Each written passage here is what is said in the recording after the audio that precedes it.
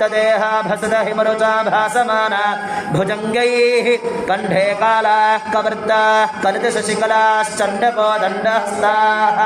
त्र्यक्षा रुद्राक्षभूषाः प्रणतभयहराः शाम्भवामूर्तिभेदाः रुद्राः श्रीरुद्रसूक्तप्रकटितविभवानः प्रयच्छन्तु सौख्यम् विद्युद्दामसमप्रभां प्रकवचस्कन्धस्थितां भीषणां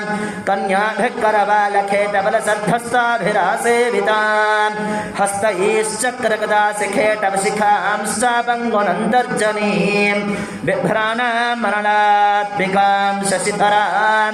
दुर्गां त्रिनेत्रां भजे अस्त्युत्तरस्यां दिशि देवतात्मा हिमालयो नाम नगाधिराजः पूर्वापरो वारणिधि विगाह्या स्थितः पृथिव्या इव मानदण्डः।